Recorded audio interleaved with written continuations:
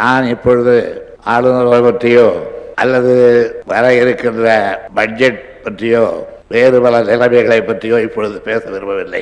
நான் உட்பட நாம் எல்லாம் சேர்ந்து இந்த அவையிலே இருந்து வெளியேறப் போகிறோம். நம்ம யாரும் வெளியேற்றாமலே நம்முடைய விருப்பப்படி வெளியேறப் போகிறோம். சில பேர் வெளியேறுவதற்காக வந்து வெளியேறியவர்களையும் சேர்த்து அவர்களையும் அழைத்துக் கொண்டு நாம் வெளியேறப் போகிறோம். எங்கிருந்து? சரித்திர கீர்த்தி மிக்க இந்த சட்டசபை நடைபெறுகின்ற இந்த இடத்திலே இருந்து வெளியேறப் போகிறோம். அடுத்த வரும் நிதிநிலை அறிக்கை கூட்டத்தொடர் புதிய சட்டமன்ற பேரவையிலே நடைபெறுவதற்கு ஏற்ற வகையில் பணிகள் தீவிரப்படுத்தப்பட்டிருக்கிறது என்பதை நீங்கள் எல்லாம் நன்கு அறிவீர்கள். இங்கே நடைபெறும் இறுதி கூட்டத்தொடர் இது என்பதால் இந்த அவையினுடைய வரலாற்றை கொஞ்சம் திரும்பி பார்ப்பது பொருத்தமாக இந்த நேரத்திலே இருக்கும் என்று கருதுகின்றேன். டெல்லியிலே உள்ள செங்கோட்டை சக்கரவர்த்தி ஷாஜஹானால் 17ஆம் நூற்றாண்டில் கட்டப்பட்ட முகலாய பேரரசின் மிகப்பெரிய சின்னம் என்பதைப் போல சென்னை மாநகரத்திலே உள்ள இந்த செயின்ட் ஜார்ஜ் கோட்டை 16ஆம் நூற்றாண்டிலே கட்டப்பட்ட பிரிட்டிஷ் ஏகாதிபத்தியத்தின் சின்னம் என்பதை யாரும் மறந்துவிட முடியாது. 1640 புனித செயின்ட் ஜார்ஜ் நினைவு தினமான ஏப்ரல் 23 அன்று இந்த கோட்டை கட்டப்பட்டதால் இதற்கு புனித ஜார்ஜ் கோட்டை செயின்ட் ஜார்ஜ் கோட் என்று பெயரிடப்பட்டது. 1678 இக்கோட்டை வளாகத்தில் மிக தொன்மையான புனிதமான ஆலயம் கட்டப்பட்டது. அந்த தேவாலயத்தில் தான் 1753 ராபர்ட் கிளேவின் திருமணம் நடைபெற்றிருக்கிறது.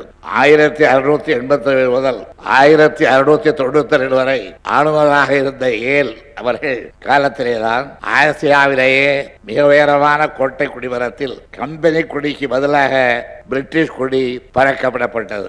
1746 பிரெஞ்சுக்காரர்களால் கோட்டையிலிருந்து வெளியே எடுத்து செல்லப்பட்டிருந்த கருப்பு படிவத்தான போன்ற படிவங்கள் ஆன 32 தூண்கள் 1761 மீண்டும் சென்னைக்கு எடுத்து வரப்பட்டு அவற்றுள் 20 தூண்கள் இந்த கட்டிடத்திலே நிறுவப்பட்டு இப்போதும் அவை இந்த கட்டடத்தை அலங்கரித்துக் கொண்டிருக்கின்றன.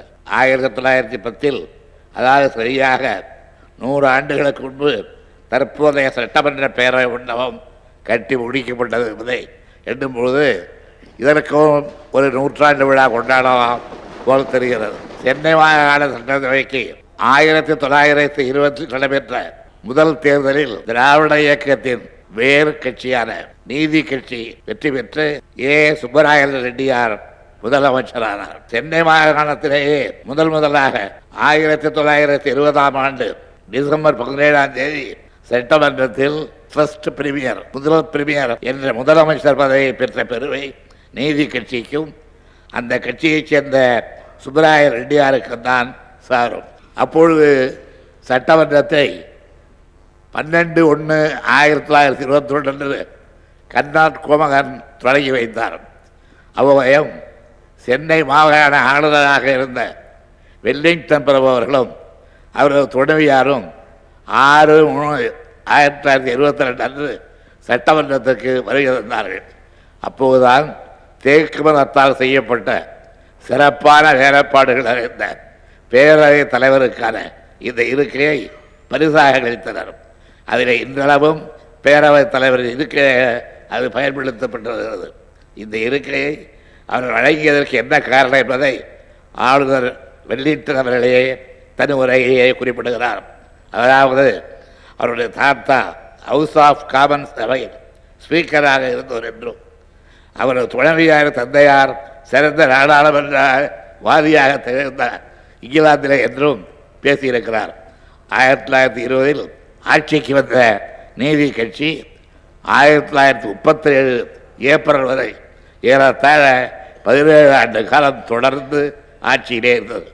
அந்த 17 ஆண்டு காலத்தில் நீதி கட்சியினுடைய ஆட்சி இந்த நாட்டில் முதல் கம்யூனிஸ்ட் ஜீவோ, பெண்களுக்கு வாக்குரிமை உள்ளிட்ட சரித்திரமான சாதனைகளை நிகழ்த்தி காட்டியது. நீதி கட்சி ஆட்சியில் சுப்பராயன் ரெட்டியார், பனகல் அரசர், பி சுப்பராயன், பி முருகசாமி நாயுடு, உப்பிலி அரசர் P.T. ராயன் ஆகியோர் முதலமைச்சர்களாக இருந்தார்கள். 1921ஆம் ஆண்டு முதல் 37ஆம் ஆண்டு வரை இதே புனித ஜார்ஜ் கோட்டையிலே உள்ள பேரவை மண்டபத்திலே கவுன்சில் ஹாலில் பேரவையின் கூட்டத்தொடர் நடைபெற்றது. கவுன்சில் ஹாலில் பேரவையினுடைய கூட்டமே இப்பொழுது இருக்கிற கவுன்சில் ஹால் அங்கே தான் நடைபெற்றது. 1937 நடைபெற்ற சென்னை மாகாண சட்டமன்ற தேர்தலில் காங்கிரஸ் கட்சி பெரும்பான்மையான இடங்களை வென்ற போதும் சில பிரச்சனைகள் காரணமாக அமைச்சரவை அமைக்கவில்லை. கவர்னரின் வேண்டுகோள்படி இடைக்கால ஏற்பாடாக 1/4/37 அன்று K.V. ரெட்டி முதலமைச்சராக பொறுப்பேற்றார். 9 மாதத்துக்கு பின் அமைந்த காங்கிரஸ் அமைச்சரவை மூதறிஞர் ராஜாஜி தலைமையில் 14/7/37 அன்று பதவியேற்றது. 1937ஆம் ஆண்டில் சட்டமன்ற பேரவை முதலாக சேப்பாக்கத்திலே உள்ள சென்னை பல்கலைக்கழக ஆட்சி குழுவின் பிரதான மண்டபத்தில் செனட்டால் அங்குதான் செயல்பட்டது. 14/7/37 முதல் 21/12/37 வரை சுமார் 5 மாதங்கள் சேப்பாக்கத்தில் உள்ள செனட் மண்டபத்திலே சட்டப்பேரவை நடைபெற்றிருக்கின்றது. 27/1/38 முதல் 26/10/39 வரை சுமார் 20 மாதங்கள் அரசினர் தோட்டத்திலே உள்ள ராஜாஜி மண்டபத்திலே பேரவை நடைபெற்றது. ராஜாஜி மண்டபத்தில் நினைத்து பாருங்கள், பேரவையும் ஒரு முறை உற்று பாருங்கள். இந்த பேரவை ராஜாஜி மண்டபத்திலே 20 மாதங்கள் நடைபெற்றிருக்கின்றன. 27/1/38 முதல் 26/10/39 வரை. 2ஆம் உலகப் போரில் இந்தியாவை ஈடுபடுத்திய ஆங்கிலேயர்களுடைய அரசை கண்டித்து ராஜாஜி தலைமையிலான காங்கிரஸ் அமைச்சரவை 30/10/39 ராஜினாமா செய்தது. அன்று முதல் 30/4/46 வரை ஆளுநர் ஆட்சி நடைபெற்றது. தேர்தலே நடைபெறவில்லை. போர்க்காலத்தில் தேர்தலே நடைபெறவில்லை. 1946 நடைபெற்ற தேர்தலில் காங்கிரஸ் கட்சி வென்று 30/4/1946 அன்று ஆந்திர கேசரி டி. பிரகாஷ் அவர்கள் தற்போதைய தலைமைச் செயலக பிரதான மண்டபத்தில் பொறுப்பேற்றார்.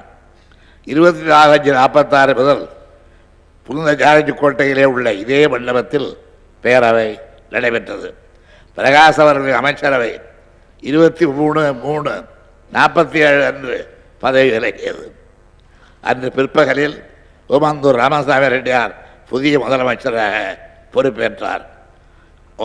ஓமந்தூர் முதலமைச்சராக பொறுப்பேற்ற இருந்த அந்த காலத்திலே தான் 15/8/47 இந்திய திருநாடு விடுதலை பெற்றது. முதல் சுதந்திர திருநாளை கொண்டாடிய முதல் முதலமைச்சரின் பெருமையை உமாந்தோரார் பெற்றார். அவரது பெயரைத்தான் கவர்மெண்ட் எஸ்டேட் கட்டித்த பகுதிக்கு நான் சூட்டினேன், ஓமாந்தூரார் வளாகம் என்று என்பதை நீங்கள் மறந்துவிடக்கூடாது. 1950ஆம் ஆண்டு இந்திய அரசமைப்பு சட்டம் அமலுக்கு வந்தது. 52 முதல் 1952 முதல் பொது தேர்தலில் காங்கிரஸ் கட்சி பெரும்பான்மை பெற்று அப்பொழுது வேலையாக இருந்த ராஜாஜி தலைமையில் அமைச்சரவை அமைத்தது.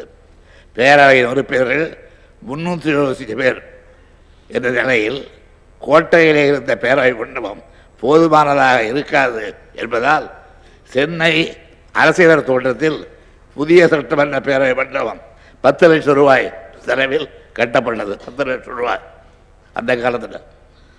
52ஆம் ஆண்டு அரசினர் தோட்டத்தில் புதிய சட்டமன்ற மண்டபம் கட்டப்பட்டு அதனை 1952 ஆளுநர் பிரகாசா திறந்து வைத்தார். அதுவே பின்னர் பாலரங்கமாகவும் கழக ஆட்சியிலே கழவான ரங்கமாகவும் பெயர் பெற்று விளங்கியது. 57 தேர்தலுக்கு பிறகு மீண்டும் புனித ஜார்ஜ் கோட்டை பேரவை மண்டபத்தில் பேரவை கூட்டங்கள் நடைபெறத் தொடங்கி இன்று வரை 53 ஆண்டுகளாக இந்த மண்டபத்திலே கூட்டங்கள் நடைபெற்றுக் கொண்டிருக்கின்றன. இடையிலே 24/59 முதல் 30/4/59 வரை 9 நாட்கள் மட்டும் உதகமண்டலத்திலே உள்ள ஆரனூர் மாளிகையில் பேரவை நடைபெற்றதை யாரும் மறந்திருக்க முடியாது. ஓமாந்தூராருக்கு பிறகு குமார ராஜா, மூதறிஞர் ராஜாஜி, பெருந்தலைவர் காமராஜர், பெரியவர் பக்தவசலம் ஆகியோர் முதல்வராக இருந்து இந்த கோட்டையை உருவேற்றிலிருந்து கோலோச்சி இருக்கிறார்கள். 1967 பேரறிஞர் அண்ணா முதலமைச்சரானார். 69 அண்ணா அவர்களின் மறைவுக்கு பிறகு முதலமைச்சராக பொறுப்பேற்ற நான் 71, 79, 96, 2006 ஆண்டுகளில் நடைபெற்ற பொதுத் தேர்தலில் வெற்றி பெற்று முதலமைச்சராக பதவி வகித்துள்ளேன். 11/3/71 அன்று திமுக அமைச்சரவை என் தலைமையில் பதவியேற்ற போது சென்னை பல்கலைக்கழக மண்டபத்தில் நடைபெற்ற அந்த பதவியேற்பு விழாவுக்கு வந்திருந்த முக்கிய பார்வையாளர்களில் ஒருவர் தந்தை பெரியார். பதவியேற்ற பிறகு நாங்கள் அனைவரும் அவரிடத்திலே ஆசி பெற்று வாழ்த்து பெற்று சென்றோம். அது பின்னர் அருமை நண்பர் மக்கள் தலைவர் எம்ஜிஆர் அவர்களும், ஜானகி அம்மையாரும், ஜெயலலிதா அவர்களும், ஓ பன்னீர்செல்வம் அவர்களும் முதலமைச்சர்களாக இந்த மாமண்டபத்திலே இருந்திருக்கிறார்கள். இது தமிழ்நாடு சட்டமன்றத்தில் சரித்திர வாய்ந்த தீர்மானங்கள், சட்டங்கள், முடிவுகள் எல்லாம் மேற்கொள்ளப்பட்டுள்ளன. அவற்றில் சிலவற்றை நினைவு கூற விரும்புகிறேன். வாக்காளர் பட்டியலிலே மகளிரும் இடம்பெற செய்யும் தீர்மானம் 1/4/1921 அது ஜஸ்டிஸ் கட்சி காலத்திலே நிறைவேற்றப்பட்ட தீர்மானம்.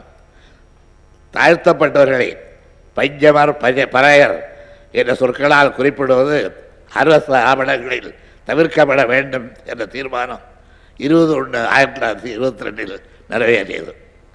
ஆலயங்கள் நுழைவுச் சட்டம் நிறைவேற்றப்பட்டதும் இந்த அவையிலே தான். கிட்டத்தட்ட அந்த ஆண்டுகளே தான் 8/10/1928 அன்று இந்த பேரவையிலே ஒரு ஒத்திவைப்பு தீர்மானம் சென்னை நகர காவல்துறையினர் பாரதியாருடைய பாடல்கள் அடங்கிய புத்தகங்களை பறிமுதல் செய்த நடவடிக்கை ஒட்டிய ஒத்திவைப்பு தீர்மானத்தை சத்தியமூர்த்தி ஐயர் அவர்கள் கொண்டு வந்தார். பாரதியார் பாடல்கள் பற்றி ஒரு மனு சென்னை உயர்நீதிமன்றத்தில் விசாரணை இருப்பதால் அதை ஒட்டிய கருத்துக்களை அவையில் தெரிவிக்கக்கூடாது என்று பேரவைத் தலைவர் கூறினார். விவாதம் ஏற்பட்டு பிரச்சனையை அடுத்த நாள் எடுத்துக்கொள்ளலாம் என்று முடிவாயிற்று. அடுத்த நாள் இந்த பிரச்சனை விவாதத்துக்கு எடுத்துக்கொள்ளப்பட்ட போது ராம் சத்தியமூர்த்தி அவர்கள் பாரதியாரின் பாடல்களை அவையிலே பாடி விளக்க உழைத்தார். அந்த திருத்தத்தை எடுத்துக்கொள்ள மறுத்ததும் அவரே சத்தியமூர்த்தி அவர்களே அவையிலே எழுந்து நின்று பாரதியாருடைய பாடல்களை பாடி அந்த புரட்சியை செய்தார் என்பது அந்த காலத்து இந்த அவையினுடைய வரலாறு.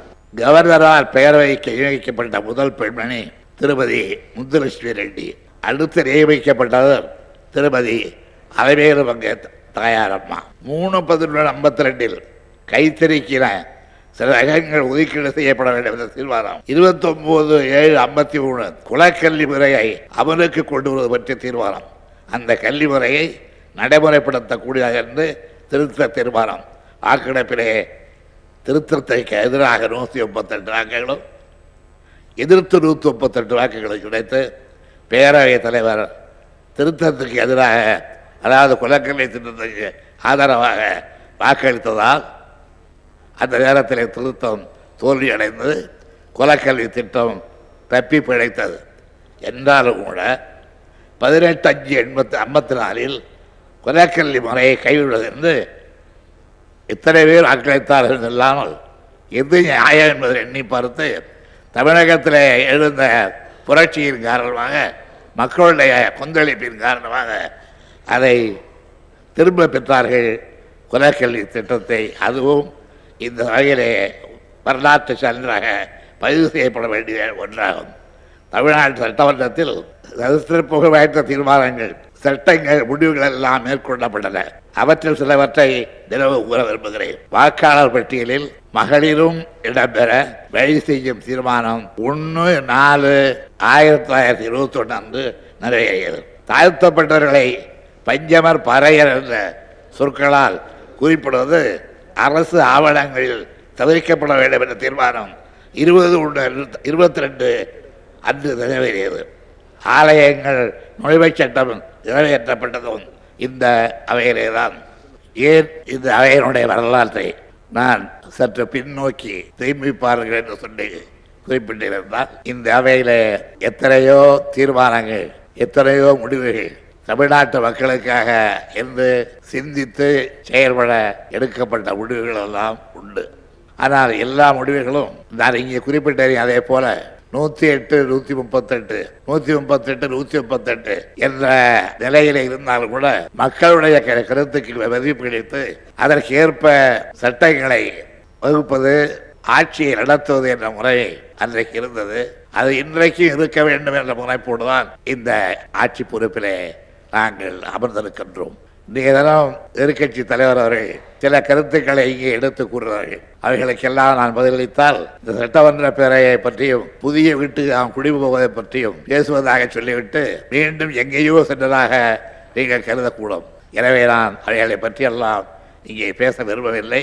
துணை முதலமைச்சர் அதற்கெல்லாம் பதிலளித்திருக்கின்றார். இடையிலேயே அமைச்சர்கள் குறுக்கிட்டு விளக்கங்களை அளித்திருக்கின்றார்கள். ஆனால் ஒன்று, ஒரு கருத்தை சொன்னால் அந்த கருத்தினால் எத்தகைய எதிரொலி ஏற்படும், எத்தகைய நிலைமைகள் உருவாகும், ஆகவே அந்த கருத்துக்களை சொல்லாமல் இருப்பது நல்லதல்லவா என்றெல்லாம் எண்ணி பார்த்து அந்த கருத்துக்கள் தான் சாக்கியமான ஒன்று என்பதை நான் அறிந்த வரையில் என்னுடைய வாழ்க்கையில், அரசியல் வாழ்க்கையில் கடைபிடித்து வருகின்றேன். அதைத்தான் இந்த சட்டமன்ற பேரவையிலும் கடைபிடித்து வருகின்றேன்.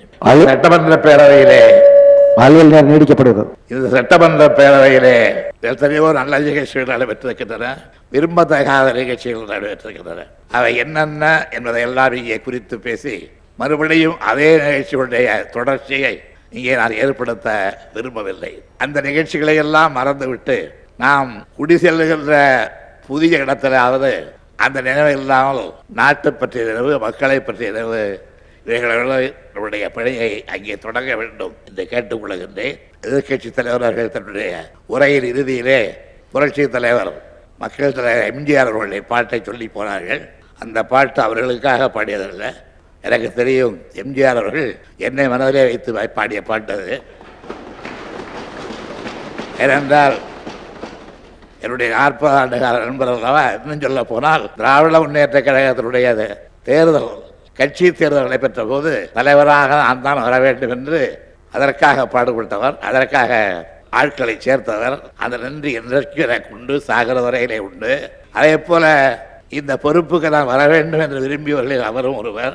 ஆகவே நான் அவருக்கு எனக்கு உள்ள 40 நட்பின் காரணமாக இந்த பாடகை அவர் சொன்னாலும் கூட இப்படித்தான் கருதி கொள்கிறேன். என்னதான் நடக்கும் நடக்கட்டுமே, இருட்டில் நீதி மறைகட்டுமே, தன்னாலே வெளிவர தயங்காதே, ஒரு தலைவர் இருக்கின்றான் மயங்காதே, ஒரு தலைவி இருக்கின்றான் மயங்காதே என்று சொல்லவில்லை, ஒரு தலைவர் இருக்கின்றான் மயங்காதே என்று அன்றைக்கு என்னை குறிப்பிட்டு சொன்னார். இதை இந்த அவையிலே உள்ள உறுப்பினர்கள் எம்ஜிஆருடைய அந்த நம்பிக்கையான வார்த்தையை ஏற்றுக்கொண்டு இந்த அவையை சிறப்பாக நடத்த வேண்டும் என்று கேட்டுக்கொள்கிறேன்.